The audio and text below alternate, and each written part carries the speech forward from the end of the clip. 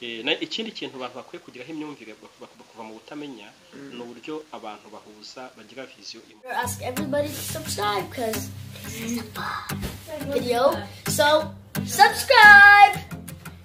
I want you to subscribe if you like this video. Do a thumbs up and subscribe. If you subscribe, you might be able to come to our house. God bless you. And I definitely want you to put thumbs up and not thumbs down. God bless you.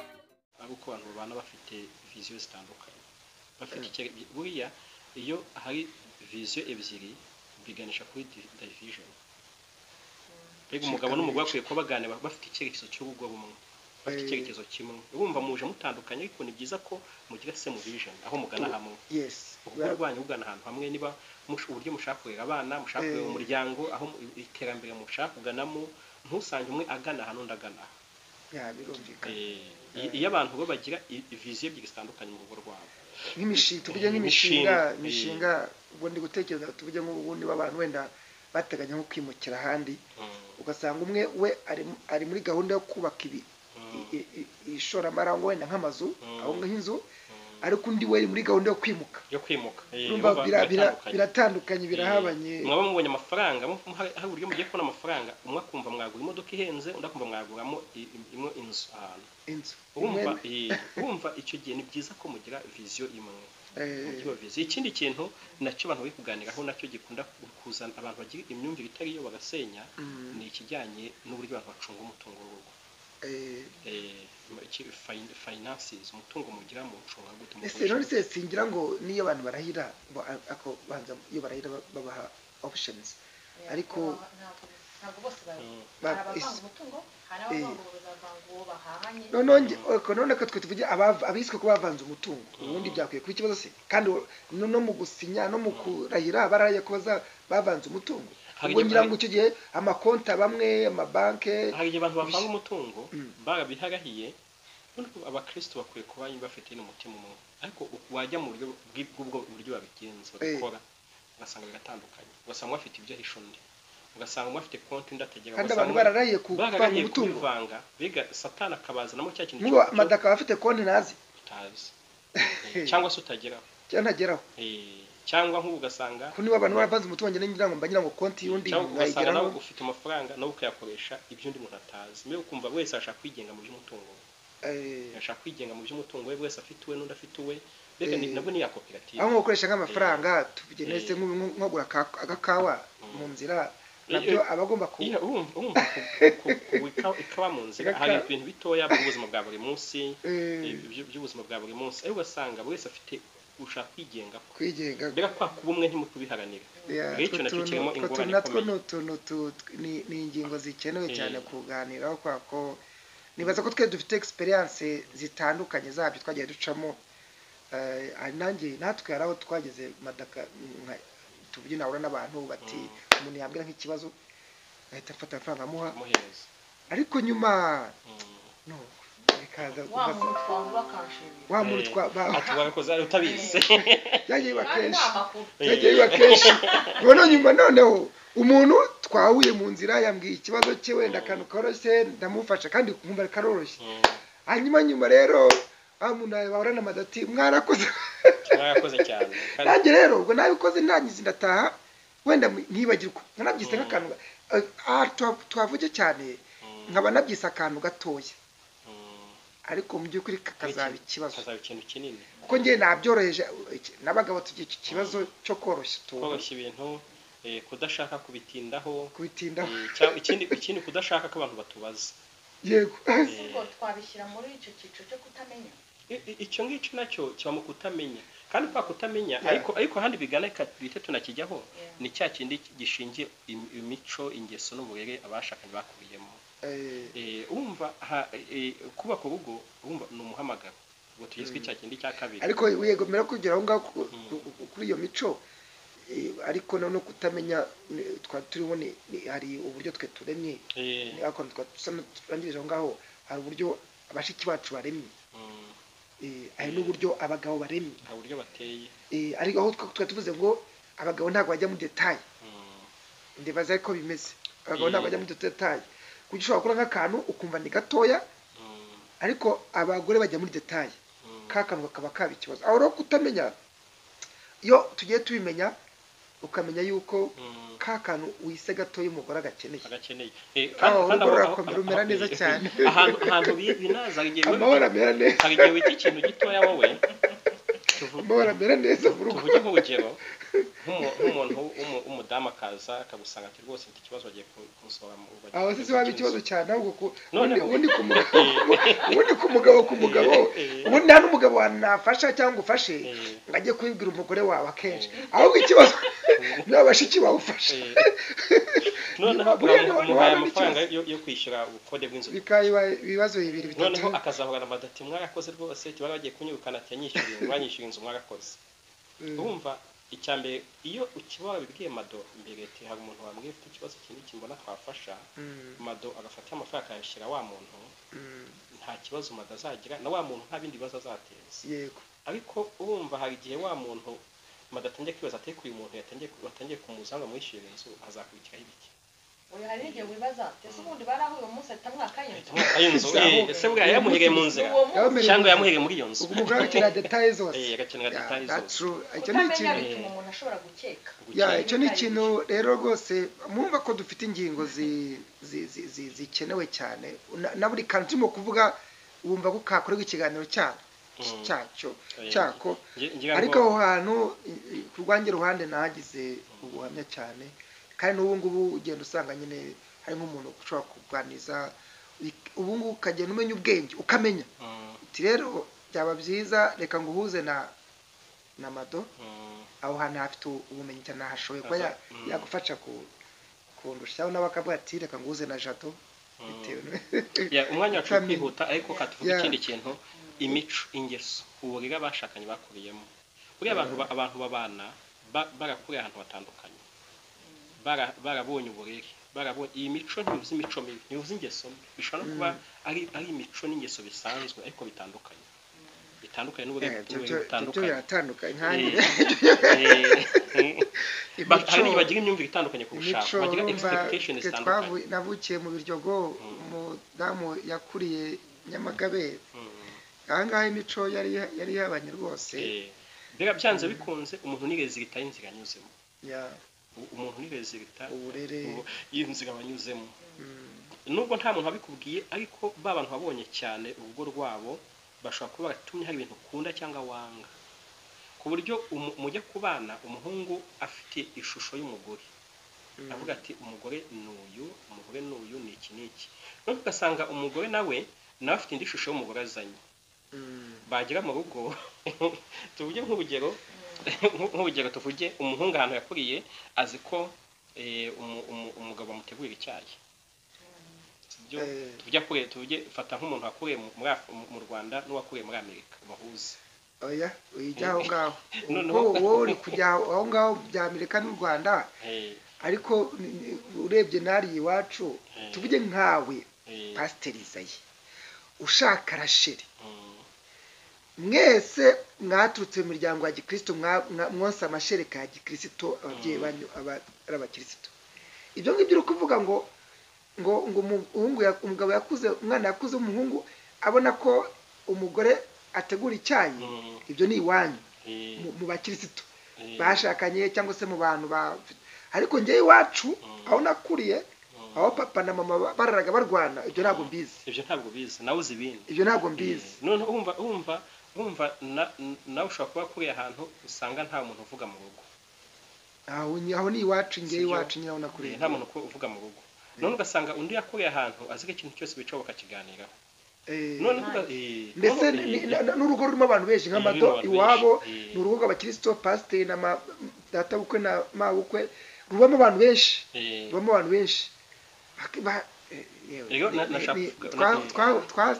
hari igihe usanga rero mu ngorane abantu bafite byishingiye ko abantu bategeze bamenya ngo uyu muntu tugiye kubana ibyo kintu dutandukanye dukwiye guhuza noneho ukaza wowe wumva hari expectation ufite ibintu bigomba kuba ntumenye kundi nawe yaje ari bigomba kuba noneho ukajya ubona wese arabangamiwe umuntu wese arashaririye kubera iki buri muntu wese yabangamiwe kuko umugabo ntiyishimye umugore ntiyishimye kubera iki akuvuga ati njyewe ati uyu mugore abigenza gutya ariko burya mu kintu cyagiye kimfasha tubana na Rachel tumfata nk'akakajyo gatoya twese kubera ko mu miryango ya Gikristo twese twakura ahantu bakunda kwakira abashyitsi ariko muri context yacu mu muco wacu kwakira abashyitsi bivuze ko wateguye inyama bega niba wakira abashyitsi ntuteguye mu inyama ntuteguye mu inyama bivuze ko abashyitsi basuzuguye aturuka muri bivuze ko basuzuguye none bashiriwe akura ahantu uyumva ibintu byose ubasha kubitegura neza ko byakiriza abashyitsi ibintu bya byose ibintu byose amafunguro yose wateguye neza bayakiriza abashyitsi namwebwe iwanyu bagomba namwebwe umushyitsi agomba kuba ari inyama naho rero niba umushyitsi twebwe utamuhaye inyama ubaga wamusuzuguye none ariko ibyo bintu ako kantu k'akanyama kari mu ijambo ry'Imana naje kubihuza none rero rimwe hakaza abashyitsi ndavuga ati nk'abantu kucyo basuzuguye kandi basuzuguye gute ati ntabwo wabyitayeho babaye inyama noneho we ntanamenye impamvu ari iyi ati se kubona ko nta kunagize ngo mbakire neza atoya ati ntabwo abitaye inyuma kamwe ati ko kubaki atobuze n'inyama koko noneho cyo kuba tuza kuganira tuza kuko tugenda tuganira nashaka kuvuga utuntu dutoya dushaka gutuma abantu baba batishimye kandi mu by'ukuri nta kibi cyabaye ahubwo bicingiye kuki uburere umuco hari n'igihe usanga no bwa burere bwaravuyemo n'ibintu bibi koko nyine ugasanga umuntu avuga nabi bitewe umuntu nk'ubu bazi ko umugabo mu gatapfa kuvuga bitewe n'ahantu yakuriye basanga hanze aravuga agasabana ariko mu rugo akaba muri karume kuko yakuze ajya abona se nyine abari karume mu rugo akaba azi ko umuntu niwe ari karume mu rugo none ugasanga undi we yakuye ahantu azi ko nyine umupapa yageze mu rugo abahobera baganira none undi we icyamumentarinze rimwe ndi kwigisha abantu bagiye kubana noneho umuhungu umwe sanga haba umupare we yambwiye ati rero ugomba kwitonda bwa abagore bagira amahande abagore buriya barakuragira atuma kumushyira ku murongo akiri umugeni ukajya umukubita akiri n'umugeni ati kuko tiyamaze kumara imyaka atarakumenyera akagusuzugura akajya kugira ngo atuma kwa kurya gutinya kuva akiri umugeni noneho ndamubwira arambaza ati se urumva yamaze kubyemera ndamubwira ati se ati buriya koko nzabigenza gute ku buryo mbwira nabi umuntu nta kosa yankoreye ndamubwira ati se umubwira nabi ushaka iki ati bambwiye ko nintamufatira na kiri umugeni ntazamushobora ndamubwira ati se nindabikubwiye nsanga ni pare we ariko ndarebye nsanga pare nawe yarasenye urugo rwagutwaye ku mutwe ni rwa rugo rw'ibibazo mbega ibyo abwira abantu burya akenshi abantu benshi byo bavuga ariko uvuzemo akantu urumva ko byapfira mu ipfundo nese no kujya guhitamo na paro umeze gutyo hari igihe utawubizi ubona abantu babanye ariko ukiri umusore ntabwo bari baradivorishije mbega nuzumva kujya guhitamo pare uzi ko urugo nawe nta byamunaniye ariko nuzumva kenshi umuntu urugo avuga nabi avuga ibibazo bibamo gusa avuga ingorane avuga gusenya avuga ibyo byose uzamenye ko burya afite ikibazo mu gushaka ariko usanga ibyo bintu nabyo nibyo agenda biba mu bandi abiba mu bandi ababwira ko rwose ubwo nta kiza kibubamo hano ikintu nashaka kuvuga nuko hari ingeso usangana abantu zitandukanye zaba nziza cyangwa mbi rero mu bintu ukwiye kwitaho cyane nuko kugira ngo ubushaka bwawe rwiza kuba witeguye kugira ibyo uhindura ukwiye kuvana abantu mu buzima bwo kwihangana kuko hari igihe usanga abantu igihe cyose yumva abantu bakwiye kumwihanganira ariko nibaza ko ibyo bintu ntabwo nibaza ko ari ibintu bihinduka ijoro rimwe umuco n'uburere wakuriye n'imyaka 70 ingahe urumva noneho kugira ngo mu ijoro rimwe uvuge ngo bahite bihinduka ntabwo nibaza ko wenda uko mugenda mubana ugenda uwiteka kwigisha agenda kwigisha ngo mwashakanya kwigisha gufasha ariko ntabwo ari ijoro rimwe mu kibazo cyamfashije nasanze cyafasha abantu mu guhindura imico ishingiye ku bega bakubiyemo no kwibaza atari ko nubwo binantwaye iki wasanga tujya nk'ubu ngubu agashaka avuga ati ambara ishati ntabwo nshaka kwambara gutya nanjye ko atuye ndashaka kwambara gutya none ugasanga ngiye hano twashwanye dupfuye ishati noneho ntangiye kwibaza ariko iriya yambwiye kuyambara ibyo bintwaye iki byo gutwaye iki asa ntacyo bintwaye none ugasanga mbega kutibaza kino kintu ko umugore wanjye ashaka ko bigenda gutya ko umugabo wanjye ashaka ko bigenda gutya ko niba aricyo ubundi kino kintu kintwaye iki ubundi byayintwaye iki cyabintwaye iki no kugira ngo kuko twavuze bya shares byo kunezeza mugenzi wawe iyo abantu batibaza kino kibazo ngo bintwaye iki bintwaye iki kenshi usanga hari ibintu ukomeza guhagararaho kandi wanabihindura bigakunda reka dukomeze noneho ariko icyo ni kirekire nacyo iki nacyo ni ibintu abantu bazaganiraho ariko icyanyuma nasorezaho ni ikijyanye n'ubuzima bwa gikristo ahantu rero utarahinjiramo ahubwo niho njye nasanga haba horosa hagafasha kino turangizo cy'imico n'inoze kubera ko usanga nubwo twakuriye nkanjye mbona nakuriye mu mico yo mu biryogo mu babyeyi barwana buri gihe niko bari bameze abasinzi papa na mama barabasinda ariko ugasanga ko noneho nakijijwe kubera ko aryo ijambo none ingingo ugiyeho kubera ko nakijijwe ngasanga hari izindi values izindi valeri izindi agaciro nakiriye mu rundi rugo rwo mu nzu y'Imana runsaba runyumvisha rukanambwira ya mico itandukanye ukagenda ubimenya yuko ibi ntabwo inagabizima nta ari kwa kwakira umuco wa gikristo ari uburyo jambo tugezeho ubuzima bwa gikristo urakoze cyane ubu ni fondation y'umuntu ushaka kubaka urugo rwiza kandi burambye ushaka kugira urushako ruri successful rwiza mu gihe kirambye ikintu cya mbere imyumvire ya mbere kizanamo no kumenya ko ubundi bwo umugabo n'umugore abashakanye bapfana iki aganuka ariko nibwo Jado&Mado bapfana iki bapfana iki bwa hano ni ahantu hakomeye hatuma umuntu yubaka cyangwa asenya kubanza kumenya icyo mpfana na Rasheli yego iyo ntaramenya ko njye na Rasheli turi umwe iyo usanga abantu bafite imyumvire ya divorce yo gusenya muri umwe mu mubiri cyangwa muri Kristo mu buryo bwose turi umwe buriya iyo ugiye gushaka ubusanzwe iyo ugitangira ufitanye isano rya hafi n'ababyeyi ariko hari imyumvire nasanze ikomeye abantu bakwiye kumenya nuko burya wowe n'ababyeyi bawe imbere y'Imana burya munganya imyaka munganya imyaka kuko ijambo rimwe ngo nakumenye ntarakurema nuko ngo twese twamenyewe rimwe mwamenyewe rimwe ahubwo Imana yagiye igenda step z'uburyo muzazamo n'ahantu muzanyura n'ahantu muzanyura mwamenyewe rimwe Imana yagiye step z'ahantu muzanyura ibazana ku isi ariko umugambi yari ifite kuri Mado aho yaciye hose yari ifite umugambi wa Jado ubuzima bwe na Jado mu yandi magambo ababyeyi ba Mado ni nk'aba engineer Imana yakoresheje kugira ngo izane Mado mutegure mutunganye rero ni nkaho tekereza iyo umuntu agiye kubaka inzu ashaka umu engineer umufasha kubaka ariko iyo amaze kuyirangiza ayisohotsemo iyo akiri kuyubaka abantu babona ari engineer atanga amabwiriza uri aho ngaho uraho ahajya amakaro n'amarangi ariko yayirangije imfunguzo azihereza nyirinzu yamaze kuziha nyirinzu rero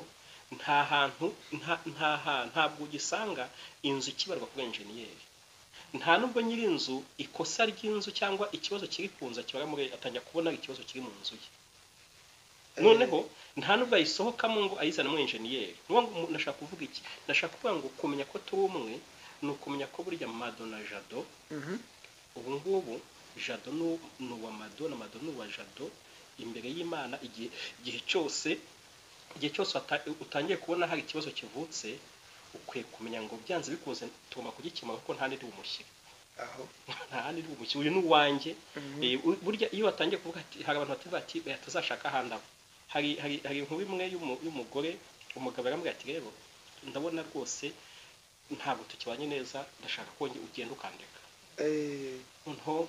ati usubire wavuye noneho umugore afata imiti ayihereza wa mugabo imusinziriza amujyana kwa muganga amugejeje kwa muganga abwira muganga ati ndashaka uyu mugabo mubaga mukanshyiramo imbere mugafunga noneho abaganga bajya muri twama yagize ko umugore umugabo yagiye muri koma barianima umugabo amaze kugarura ubwenge umugabo basanga mu bitaro babaza abaganga ati yabaye iki ati umugore wakuzanye noneho bati se bati byagenze gute umugore aravuga ati ngewe uyu mugabo yambwiye gusubiraho navuye kandi umupasiteri wanshingiye yambwiye ko navuye muri we nuko Imana isinziriza wa mugabo atireba ati mumusubizemo Imana isinziriza wa mugabo mumusubizemo musubize muri uyu mugabo ko nzi neza ko aho navuye ari muri we nta handi hantu anyohereza rero abagore bakwiye kugira imyumvire ituma mumenya ngo ngewe uyu ni umuntu uyu ni uwanjye iteka ryose ahantu nzamubazwa n'imbere y'Imana ngezeyo n'igihe nzageraho ntamujyanye ntari akantabo kuri we nzabibazwa n'uwanjye yaba mwiza yangora ariko n'uwanjye igihe cyose kuko Imana imuvana mu ijoro imunzaniye kandi nkwiye kuba mbasha kumwekana imbere y'Imana muri Kristo rero ubu Kristo cyo budufasha nuko tugira fondation Yesu niwe musingi w'urugo rwiza muri Matayo ibice 7 bavuga inzu yo ku rutare n'inzu yo ku musenyi burya urugo narwo nuko rwubatswe urugo rwose rwubakiye kuri Kristo rugomeza nk'urwakiye ku rutare urugo rutari kuri Kristo rugomeza nk'uri ku musenyi buriya urugo rutari rwa Kristo rutarimo ubukristo ubona ari rwiza ariko ingo zose umenya karite no gukomera kwazo mu gihe haje umuyaga nkuko zanzo nazo ntabwo abantu bari kumenya mbere niba nta kibazo hari ikibazo zifite abantu bamenye inzu yo ku musenyi haje umuyaga rero urugo ntarwo umenya gukomera kwarwo umenya n'umumaro wo Kristo mu rugo yo haje umuyaga kandi umuyaga ntiwabura mu rugo ntabwo wabura niyo mpamvu nko mu gihe cya buki abantu banezerewe bakinezera bakishimiranye usanga ibintu ari amahoro bimeze neza ariko batangira kujya mu buzima buhoraho nibwo nyine batangira guhura n'ibyo bagomba kudirinda mwatubye mwagira ikibazo mumbona ubyabo uwo n'umuyaga mwagira ikibazo umwagahura akagira uburwayi bukomeye uba umuyaga mbega ikintu cyose mugenda muhura nacyo kiba umuyaga uje gutestinga aho inzu yanyu yubatse burya urugo rwose mwubakiye kuri Kristo iyo haje imiyaga ibibazo bije gukomeza gukomera kugeza igihe imiyaga izarangirira impamvu rero kandi imiyaga ihoraho ko kandi nta cyabuze ibigeragezo nta cyabuze Yesu aravuze nta cyabuze ibigusha kuza ariko none ntago ikibazo ari ibigusha ahubwo ikibazo nuko tubyitwara uburyo aho twubatse aho duhagaze uko bidusanze rero ikintu nashishikariza abantu bashaka kubaka urugo rwiza niba mubona urugo rwanyu mushaka ko usaba urugo rw'umunezero n'ibyishimo nimuharanire ko n'urugo rwanyu n'ubuzima bwanyu bwacya kuri Kristo buriya Kristo niwe founder niwe mwubatsi w'urugo niwe owner buriya hari umuntu kasoheze no kwako nishaka hari umuntu dukorana bigeze umpa akantu k'urugero arambwira we mu mucakuriyemo ikintu cyose gishya ubonye kidasanzwe baguhereza catalogue niba uguze computer bagwa catalogue yawe n'uguze telefone bango iriho ibigufasha kumenya uko gikoreshwa unagize ikibazo kwa bigenza yego arambwira ati we yarashatse amaze gushaka bajya kwa muganga umugore arabyara maze kubyara baza bafite akabibi bageze mu rugo akabibi kararira birabagora bibaza ikintu bakora barabibura umugabo aravuga ati kwa muganga ari ikintu bataduhaye kibaduhaye ikintu gishya baduha umwana ariko nta kataloge baduhaye none tuzi ko tugenza kataloge ukoresha uwo mwana kwita ku mwana ati uko numva ikintu cyose niba ari gishya gikeneye na kataloge tumusubiza kwa muganga atabwira muganga ati mwibagiwe ikintu mutaduhaye ati giki ati mwaduhaye umwana ariko nta kataloge mwaduhaye ati none yarize ijoro ryose twabuze icyo dukora rero impamvu mbivuze impamvu dukwiye kwegera Kristo akaba mu buzima bwacu buriya kuva ariwe founder w'urugo afite na catalogue yaro buriya azi ikintu umuntu wese yakora ugize ikibazo azi ahantu aho azi visi zo yafungutse kandi wakora azi wakora azi visi azi code yagiyemo azi virus yagiyemo na password na antivirus arayifite ibyo uri kuvuga sini n'amadonde yadufashaho munoza ko mu buzima bw'urugo hari aho mugera ukatanya ko buti ariko ubundi ugasigara ucuye buti ndi umukirisitu ubundi ndi umukirisitu maze numufashe nawe akabati nawe ku ruhande rwe tuvuge ndabwo mu gihe mwagize ibibazo buri wese ariko nabyo mu mutima we none ukaza ahantu mbona bitangira gukemukira naho utangira kugira umutima utariko umukirisitu iyo mwagiranye ibibazo umukirisitu nakwiye kwitwara ndi umukirisitu none wagira umugisha na mugenzi wawe nawe ahari nawe umwuka w'Imana ndi umukirisitu none ryaje ngo ndi umukirisitu bikaza gutuma hari ukuntu kuko nyine hari impinduka urumva iyo mwagira ibibazo hari igihe hagati yanyu mwembi mwese ihagararaho mwati ngende umugabo nanjye ndi umugore noneho ariko mwagize imbere y'Imana mutangira kubona mwese mu bantu baciye bugufi umucyo w'Imana utangira kuvuga ati ariko nubwo umugabo uca bugufi saba imbabazi nubwo umugore uca bugufi bigenze gutya kubera iki mwageze imbere ya Kristo aho rero ubu Kristo ni foundation kandi impamvu buriya muri Kristo bisi mu Bakorinto ba mbere bice 13:4-7 niho hari isoko y'urukundo uri unconditional na unsituation mbere urukundo rudakindi imbere yo mu bindi byose usanga hari abantu bakundana mugakundana bitewe na situation runaka ariko urukundo tuvamo muri Kristo nirwo rwihanganira byose nirwo rubabarira byose nirwo rwizera byose nibwo rwiringira byose urukundo ruva mu bintu biri material busanzwe niba wazaniye umugore umurebeye uburanga ukamukundira icyo ukakunda imibereho runaka umuryango ibyo ni situation kandi zirahinduka niba muzaniye taye niba muzaniye buri kintu wamuzaniye ariko muri Kristo harimo urukundo tuvomamo urudufasha kubera ko rwo uri unconditional uri unsituational mu buryo bwari bwo bwose aba yarwaye arembye ukumva ufite urukundo ikintu kigutsika kumukunda kumugira neza kumubwira neza aba aje yananiwe yakubwira nabi ukumva ariko urwo rukundo rukubwira kwe kumubwiza ubugwa neza rero iyo udahari akubwira nabi yakubwira nabi ahagaze ukamubwira nabi wicaye kuko nyine urukundo rw'isi umuntu yitura undi uko mugiriye rero nashishikariza abantu bashaka kubaka urugo rwiza rw'umugisha rwose gushakana kwacu ikiruvomerera ni Kristo aho butewe ikizatuma nkomeza kubera umugabo mwiza arashe kabira umugore mwiza agashaka mbere umugore mwiza ni ukuvoma muri Kristo niyo musingi wa sinzi niba ari cyo Mado yavugaho akomeje guceceka nyine n'uwo muco w'u Rwanda we kimwe cyavugaho ariko ko nza kuza gusaba yenda kanya ko kubaza ibibazo niyo mpamvu nagiye ntuza ariko icyigisho nagicengeye kandi dufite ibintu byinshi byiza twakorera hari bagenzi bacu yenda batabashije kubaza ibibazo ariko nzi neza ko abantu benshi bakunda izi nyigisho z'abubatsi kandi umva uburyo zirimo ibintu byinshi rero nari ngize ikibazo ku bijyanye no kutamenya hari igihe ushobora kuza wa mugani ugasanga nk'umuntu twagiye dufatira urugero cyane kuri ubwo bugari Jado akunda ukajya usanga rwose wowe urabizi ko wabuteguye ubugari uzi ko nta kutagize none ugasanga mu kutamenya yenda kwanjye nkumva ko umuntu yariye ubugari inshuro 3 zikurikiranye yenda nta ntungamubiri cyangwa ntacyo nongeye nkumva icyanjye icyangombwa no kugira ngo umuntu abone intungamubiri yose nka ubugari ejo nka umuceri ejo nka ibirayi geretse ku bishyimbo mbese ngewe mu ruhande rwanjye nkaba ncungana n'ubuzima bwiza bw'umubiri ariko mugenzi wanjye we azi yuko ubugari nibwo bumuryohera kumva ari umuntu abusimbuza imboga mfite ugasanga urumva agiye byo ndi gukora ni ukutamenya kwanjye ariko ugasanga noneho na mugenzi wanjye nawe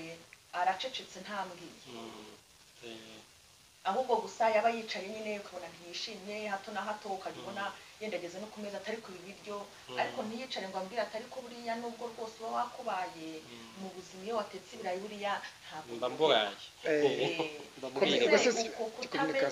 noneho nkavugana uko kutamenya buriya mugenzi wawe ntabwo ari we waba gutera nawe kurushaho kuguma mu bujiji niko nabyita kandi yenda yakagombye kugufasha akakubwira ati mu by'ukuri ibi nibi kuko kwa kundi tuvuga ngo abantu bari kumenyana muri fiançailles cyangwa iki noneho mu mico yacu akenshi biragoye ko wajya kujya kubwira umuntu ngo ujyane mu byo kurya kandi abantu baba bafite ibintu byinshi bakwiye kwiganaho ntabwo uyu munsi waza uvuga uti njyewe ndashaka ubugari nkumva ese abantu baba babana iyo ubonye mugenzi wawe hari icyo akora ukavuga uti ibyo yose ni ukutamenya kandi yenda wazi ngo ntako atagize mu by'ukuri ni mugenzi wawe ni iki akakwiye kugufasha kugira ngo agabanyirize mu undi ubutamenya yakoze cyane urumva abantu bose bafite kutamenya ari ushaka kurya ubugari afite kutamenya ushaka kurya buri gihe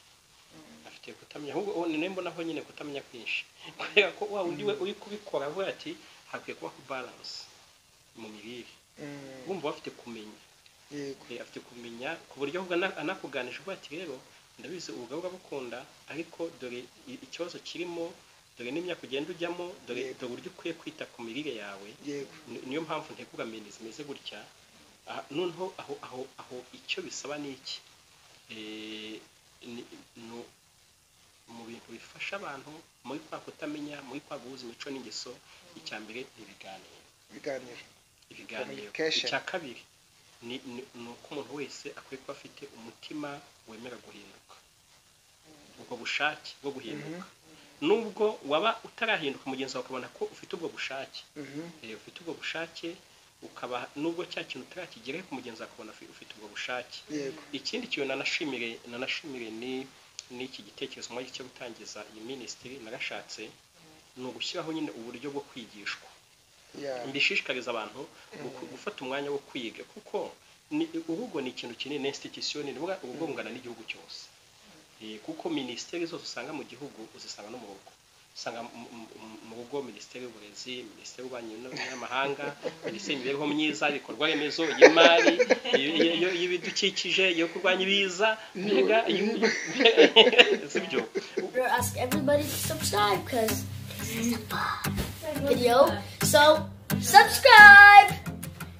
I want you to subscribe if you like this video. Do a thumbs up and subscribe. If you subscribe, you might be able to come to our house. God bless you. And I definitely want you to put thumbs up, not thumbs down. God bless you.